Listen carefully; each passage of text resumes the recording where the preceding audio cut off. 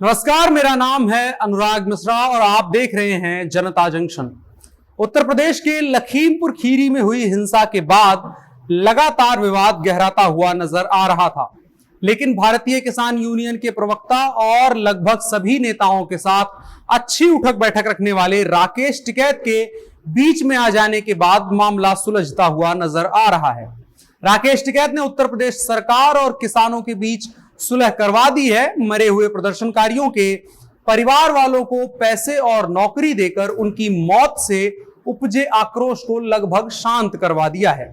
अब एक दूसरी चीज रह रही थी जो किसान मोर्चा की तरफ से लगातार आरोप के तौर पर उत्तर प्रदेश सरकार और भारतीय जनता पार्टी पर थोपी जा रही थी, वो ये कि लखीमपुर खीरी हिंसा में भाजपा सांसद और केंद्र के मंत्री अजय मिश्रा और टेनी के बेटे आशीष मिश्रा ने किसानों पर गोलियां चलाई थी, जिनमें एक किसान की मौत गोली लगने की वजह से हो गई थी। और यही मुख्य वजह है जिस पर लगातार किसान मोर्चा सरकार और भारतीय जनता पार्टी को घेर रहा था। लेकिन आज पोस्टमार्टम रिपोर्ट आई है और पोस्टमार्टम रिपोर्ट में यह साफ कर दिया गया है कि यहां पर किसी की भी मौत गोली लगने की वजह से नहीं हुई थी। कोविड के दूसरी लहर में आरटीपीसीआर टेस्ट जो है सो लिए हो, लेने के बाद जो है सो 2 दिन के बाद रिजल्ट जो है सो इमीडिएट वो हमको अवेलेबल कराए। रिजल्ट में हम पॉजिटिव पाए गए।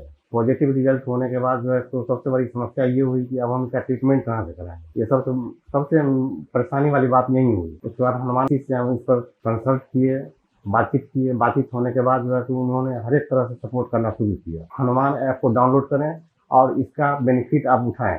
इनमें से अधिकतर की मौत शॉक और हैमरेज से हुई है।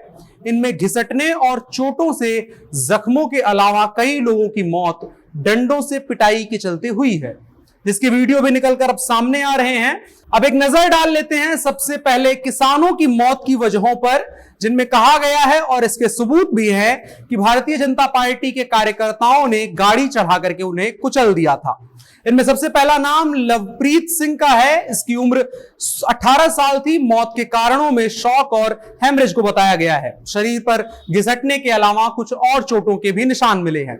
दूसरा नाम छत्तर सिंह का है। इसकी भी मौत चोट और घिसटने की वजह से हुई है। इसके अलावा गुरविंदर सिंह और दलजीत सिंह की भी मौत इसी तरह से हुई है। अब देखते हैं कि एक पत्रकार और 3 भाजपा समर्थकों की मौत कैसे हुई। इनमें सबसे पहला नाम शुभम मिश्रा का है, जिसके ऊपर डंडों से पिटाई किए जाने, घसीटे जाने समेत शरीर पर दर्जन भर से ज्यादा जगहों पर चोट के निशान मिले हैं। हरिओम मिश्रा और श्याम सुंदर निषाद, जो कि भारतीय जनता पार्टी के कार्यकर्ता थे, उनकी भी मौत डंडों से पिटाई और शरीर पर दर्जनों चोट की चलते हुई है।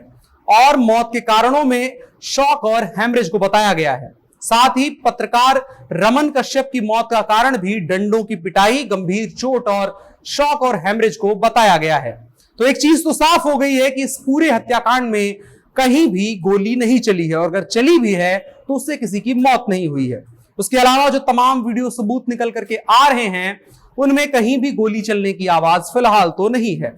अगर घटना का एक बार रिवाइंड करें तो 3 अक्टूबर को यूपी के लखीमपुर जिले में तिकुनिया इलाके में यह घटना हुई थी।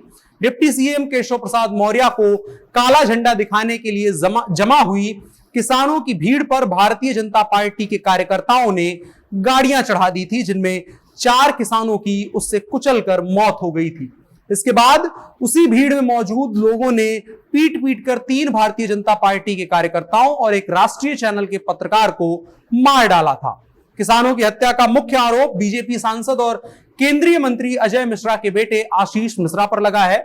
घटनास्थल पर मौजूद लोग दावा कर रहे हैं जिन गाड़ियों से लोगों को कुचला गया था, उनमें से एक को आशीष मिश्रा चला रहे थे, जबकि केंद्रीय मंत्री अजय मिश्रा और आशीष मिश्रा इन आरोपों को बेबुनियाद बता रहे हैं। अजय मिश्रा का कहना है कि अगर मेरा बेटा उस भीड़ में उस हत्याकांड के समय पर होता तो बाकी भाजपा कार्यकर्ताओं और पत्रकार की तरह भीड़ उसको भी पीट कर मार डालती।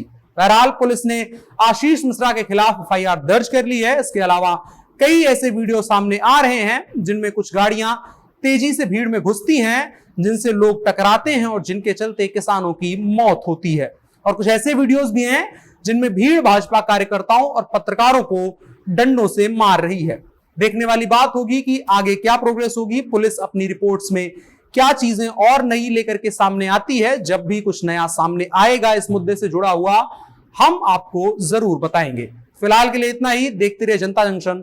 अगर आप ये वीडियो यूट्यूब पर देख रहे थे तो चैनल को सब्सक्राइब करें, अगर फेसबुक पर देख रहे थे तो पेज को लाइक करें। शुक्रिया।